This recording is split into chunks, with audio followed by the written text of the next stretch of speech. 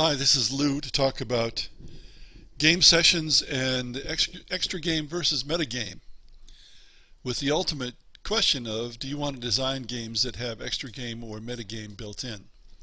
So first we need some definitions. A game session is when you play the game alone in a single player game, or when you play with friends or colleagues or acquaintances. In that case, most likely it's a pretty active game and it may be an interactive game. So many games only have game sessions. Some also have what I'm calling extra game activity. That's when you're doing something within the rules, but frequently alone and not during a game session of the normal sort. And we'll talk about that in part 2. Then all games can be susceptible to metagaming, and to some extent every game includes metagaming, and that's what we're going to talk about here in part 1. So, Wikipedia definition. Quote, metagaming is a broad term usually used to define any strategy, action, or method used in a game which transcends a prescribed rule set, uses external factors to affect the game, or goes beyond the supposed limits or environment set by the game. Unquote. So, MMOs often have forms of metagame, such as clans or guilds. On the other hand, that's become an expected part of the game, even though it's not officially in the rules. Cheating. Metagame activity is often regarded as cheating, but some games embrace it, such as collectible games.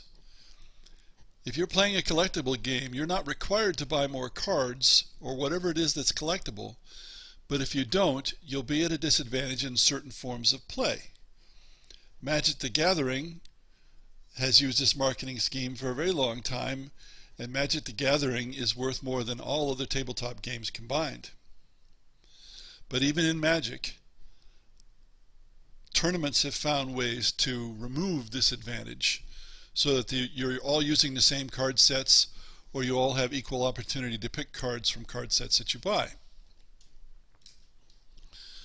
Some of metagaming is inevitable. Consider a fairly typical situation. You play games with a common group of participants. You play with the same people again and again sometimes. You come to know their tendencies, their skills, the general level of their play.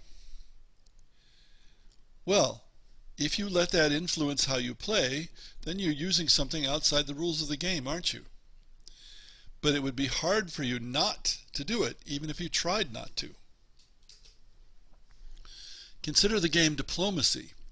When I played Postal Diplomacy, which is more than 40 years ago, there was a metagame around each game. Some players like to say that this was wrong, that you should take each game into account separately.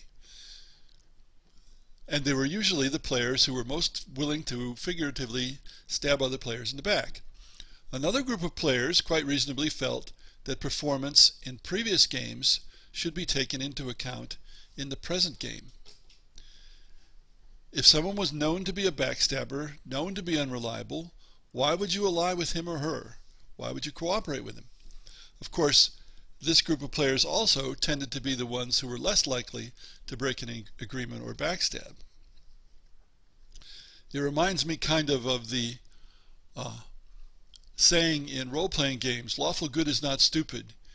I've run into many players, generally of evil characters, who believe that the lawful good characters shouldn't do anything when they find out that somebody is an evil character, that they should just somehow go along until the evil characters finally try to do them in. Well, I always said, I'm not stupid. I found out if a character was evil, there are spells to do it, and then I clobbered them before they clobbered me.